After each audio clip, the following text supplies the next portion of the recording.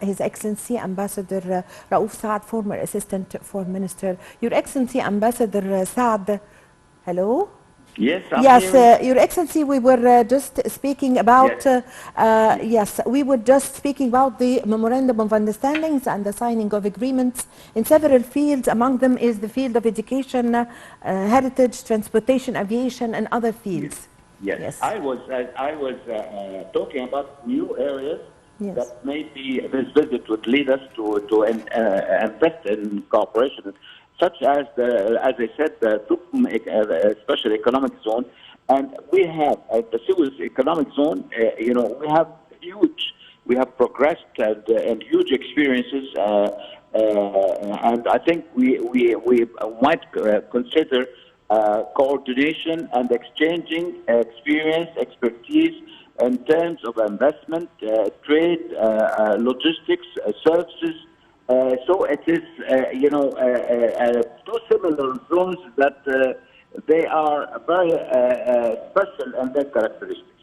Second is that, we have also developed considerable experience in new contemporary areas like digitalization, and IT, so on and so forth. And I think Oman would very much appreciate, that we initiate cooperation in these areas because they are very much in need of such an experience, and as well as we can benefit from their experience in this area. Third, which is one of the most important areas of the world today, is climate change. That Egypt held in past November last year, the COP27 on climate change. And this is becoming an area that is no longer a simple problem of pollution. It has become a threatening, problems for the whole world, and it involves, commitments, obligations, and continuous efforts in order to have resilience against this kind of a very serious phenomena. And I think Egypt has already developed strategic files, documents, and regard of climate change and environment. And we have this experience is available for Oman and other countries. But I think Oman would very much appreciate getting, involved and benefiting from Egypt's experience and these areas, as well as in biodiversity. I mean, Egypt has become is occupying a prominent role in this area, and I believe we have to open the door for cooperation in this regard. That would help both the countries as well as the whole world in general. Yes, Your Excellency, Ambassador Saad, also in the field of investment, Egypt, since President Abdel Fattah al-Sisi came to office, have established national mega projects and a large number of projects, and is aiming to attracting investments to Egypt. What is the kind of cooperation between Egypt and the Sultanate of Oman in the field of trade and investment? And as we all know that Egypt have for several years have established several mega projects in the Sultanate of Oman. Well, let's be clear about this. If you look at the volume of trade between the two countries, you find that they are far below the potentialities of cooperation in terms of trade, investment, and projects. Right? As you correctly said that we have established huge mega projects. I mean, what is happening in Egypt is not just projects. I see it as a rebuilding of the country in terms of investment, infrastructure, and building big mega projects, particularly in areas, which was another area that we should look forward and cooperating. It is new and renewable sources of energy. For example, you have the largest solar energy plant in the Middle East and in Africa. And this is an experience that should be of benefit for Oman and other countries, and particularly in fishing, for example. I mean, we have one of the largest fishing plants as well and Ismailia and other areas. And the fishing is very important, for Oman. So, I mean, we have no problem in referring to the number and the quality of mega projects. However, I think it's very important that that the development that has taken place more recently by establishing the Supreme Council for Investment, headed by His Excellency President Sisi, is the core of how to activate a real cooperation in terms of attracting investments. Because one of the problems that impede investments are the procedures and the bureaucracy routine and the impediments for investments. And I think the resulting in the President Sisi to have this council and heading himself personally this council is the key to attracting investments from all over the world, and that would be very much encouraging for Oman to bring investments, either in present projects or in having joint ventures, because they have their own interests, they have their own requirements, they have their own needs, they have their own experience, as well as we have the same. So I think the situation for investment, provided that this success of the rules that will be applied by the Supreme Council for Investment will be the real entry to promoting and attracting investments from Oman and other parts of the world. Yes, so Your Excellency, Ambassador Saad, also, how do you evaluate the strategic historical relations binding the two countries through which one of them and the visit by the Sultan of Oman this time is going to boost this historical and strategic relations? Well, strategic relations, are strong enough, and we have the basis. Old relations have started, since the Oman was even a bigger country than that. Sultan today is not the same. It had Zanzibar before and other parts of this area, and as well as Egypt, is one of the oldest, if not the oldest country in the world. So this area is quite attractive and interesting for cooperation.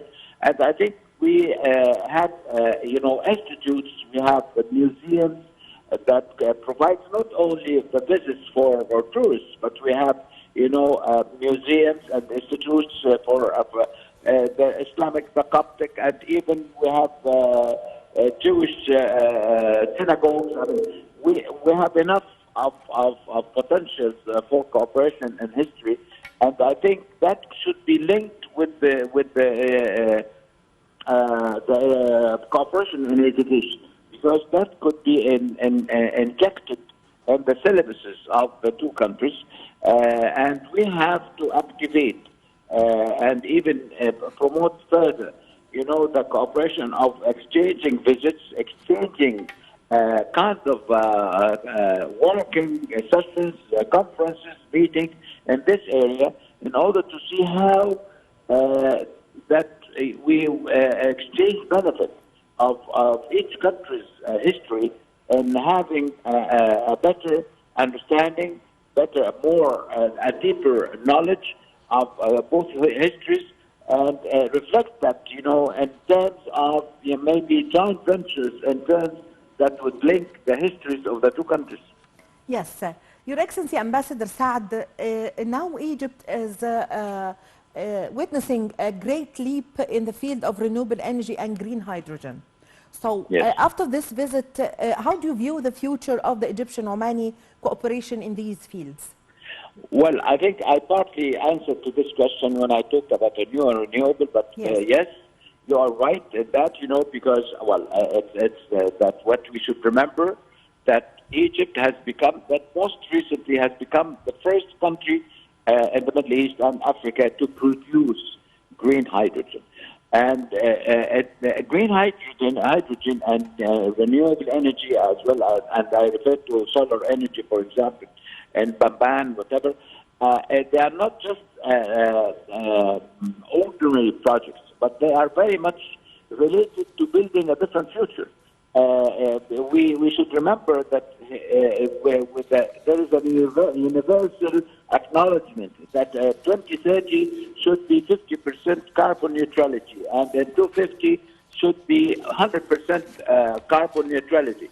And this cannot be achieved unless you produce, alternatives for fossil oils.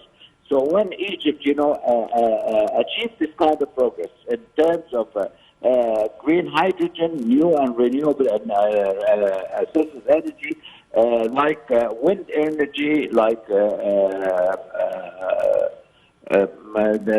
solar energy, I mean, all other areas of new and renewable energy, nuclear energy. I mean, we have been aware very much that the future is coming on high speed, and it's very important that we have to move as well as with a higher speed in order to abort, if you want, the very threatening dangers of climate change.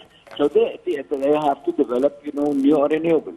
And I think in these areas, Egypt has a kind of undisputed, in the region, undisputed experience and progress in these areas. And I would submit that, that this area is very much required, needed by Oman, and with a high degree of trust and confidence in Egypt's, experience and expertise in these areas. And I think, if you have even a short list of the areas where cooperation could either consolidated or initiated, you'll find that short list is not enough. We need a very long list.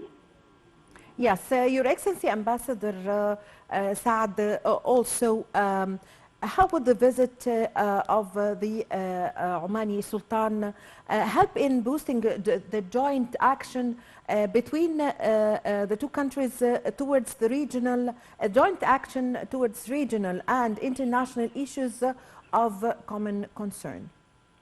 That's a good question, I have to tell you, because, Oman, as well as Egypt, are recognized as countries who have a very balanced foreign policy, and if that is well known to us, and in the case of Egypt, maybe more information should be revealed regarding, Oman foreign policy. For example, I'll give you one case. For example, look at Oman's relation with the whole neighboring countries, whether Arab or non-Arab countries. You'll find that it's always balanced and is being run by wisdom and deep consideration and appreciation of the other. We should remember, for example, that, with the kind of a very quiet approach of foreign policy of Oman, it was Oman who prepared for opening the negotiations between the Western countries and Iran on the nuclear file. And this has been run rather discreetly for almost 2 years till it was, launched.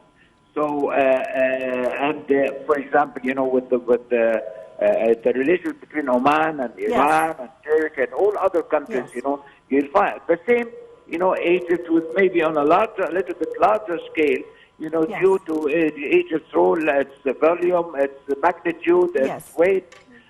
So, I mean, the similarities and the respect, the mutual respect is well established in our relations, and particularly in terms of foreign policy. Yes, I thank you very much for your time. Thank you for your valuable information, Your Excellency Ambassador Raouf Saad, former Assistant Foreign Minister. Thank you very much for joining us over the phone. Ladies and gentlemen, a short break, and I'm going to be back with you. Egypt opens up to the world. President Abdel Fattah al-Sisi meets with world leaders.